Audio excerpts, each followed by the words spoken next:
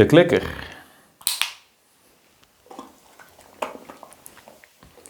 Most dog trainers agree that it's probably one of the most powerful tools we have in dog training, but I notice it's still a hot topic for the general dog owner. So what is it? It's actually just a small piece of plastic. It has this metal sheet in it, and whenever you press it, it makes a sound. And so the clicker is actually nothing special. It's the clicker method that's actually the more important part. And so what does it do? You've probably heard of the clicker being referred to as a marker. And actually that's all it's supposed to do. It marks a behavior that we want to reward. And why it works has to do with how a dog thinks. Dogs do not think like we do. They do not rationalize. They do not think critically. They do not participate in philosophy.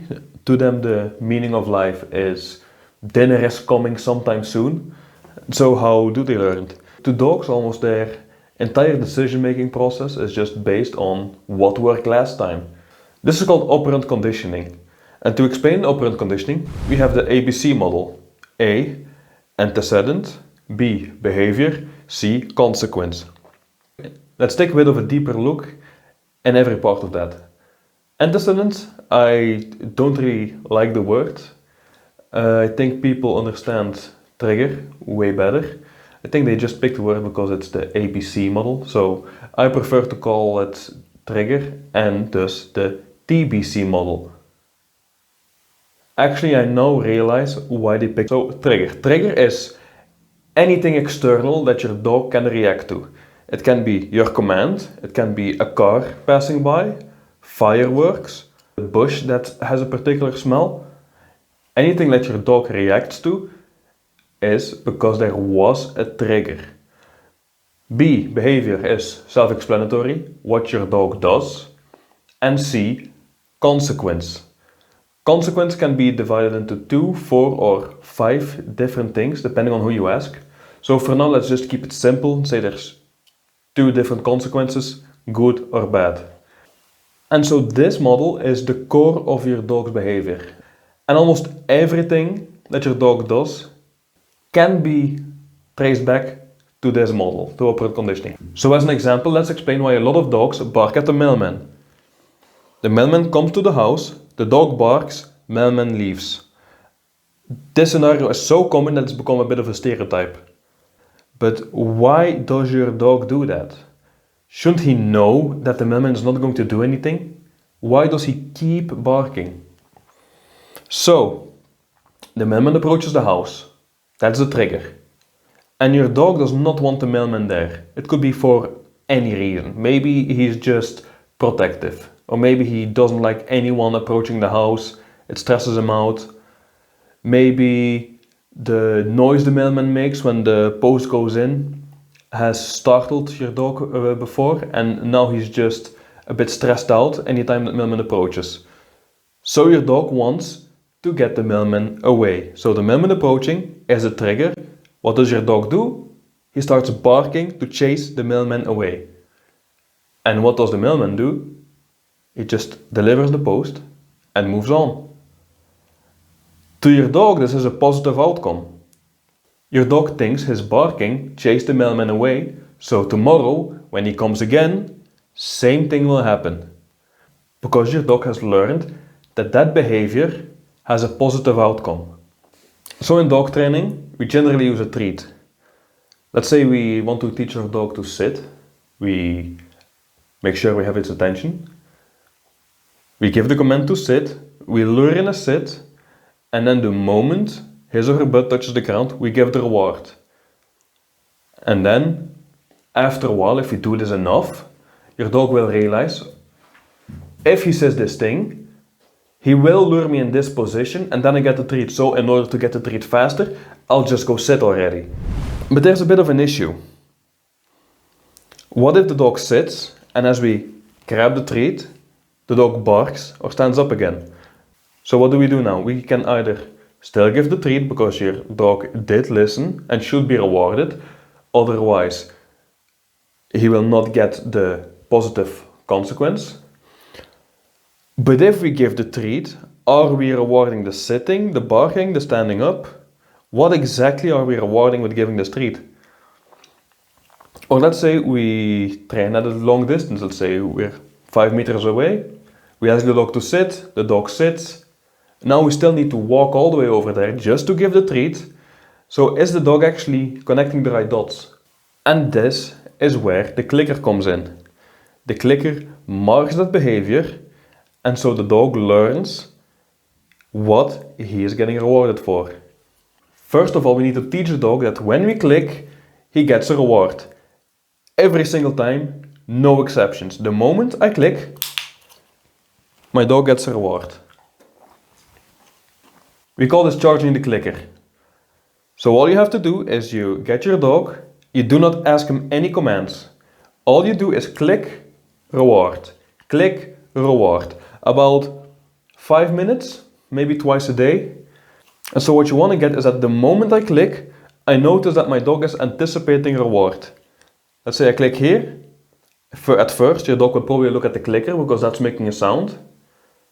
But what you want to get is the moment you click, your dog is actually looking at you or at the treats, and then you know he's expecting a treat. Any time we click this, the dog gets a reward. If it's in our pouch and we're just fiddling around, we click accidentally, dog gets a treat. If we ask the dog to sit, the dog lies down, but we mistakenly click anyway, the dog gets a treat. Every single time. No exceptions. So, let's get back to the sit example. I ask my dog to sit, the dog sits, the second his butt touches the ground, I click. The closer you are with the behavior you want to reward, the better. You do not want to leave any room for the dog to bark or stand up or do anything else. The moment he sits, click, reward. And then it doesn't matter if you're 5-10 seconds late with your reward. You communicated to the dog exactly why he or she is getting the reward. But here's the thing about the clicker. It's kind of annoying. It's big, especially if you're just starting out training and you have the leash, the clicker, the treats, maybe you fetch. And realistically, you're not actually going to bring it everywhere you go. You would have to bring it on every walk you go, everywhere you go in the house. It's just a bit annoying. So what you now might have realized is that you don't actually need the clicker. The clicker is just a sound. Any sound will do as long as your dog learns that that sound means there's a treat coming. And so what a lot of people like to do is use a clicker word. A clicker word can be anything. Most people just say yes, good boy. It could even be mayonnaise. It really does not matter. What's important is that every time you say that word, without exception, your dog gets a treat. And you teach this the same way you charge the clicker. You just say the word treat, say the word treat. The problem with words is that it's really hard to be consistent with it. One day you might say yes, and then the next day you say yes. And while usually your dog will get it, it's still less clear than a clicker. Maybe you have a partner who also trains a dog, but he or she has a different voice, says it in a different way. You might use a word in the middle of a conversation you're having with someone and not even realize, whereas you don't just accidentally click and don't notice. And so for those reasons, I do actually still recommend the clicker. It's just a lot harder to mess up. Still consider a clicker, but if you don't want to use it, now you know what you can do and what to look out for if you want to start using a clicker word. So next time someone tells you the clicker is useless, they are missing the point. The clicker is nothing special. It's the clarity of communication that it creates that is. One thing that I forgot to mention about the clicker is that you don't actually need to keep using it forever. It's a tool to speed up the learning process. Once your dog really understands a command or a behavior, you can just leave it out. And your dog will know what's expected of him or her, will know what to do, and if a treat follows, she will know why it is. Another thing I wanted to show you, while I'm down here anyway, is exactly how to charge the clicker. Because one thing that's important is that my hands are free. I do not have any treats in my hands.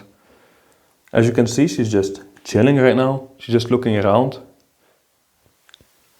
However, if I take a treat in my hand, you will see that she's laser focused on the street.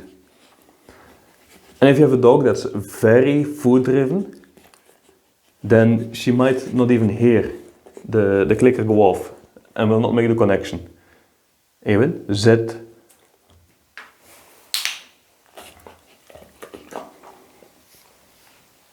So, you charge the clicker without food in your hand. You do not ask anything. So I'm not going to ask another command now. All I do is click and then I give a reward.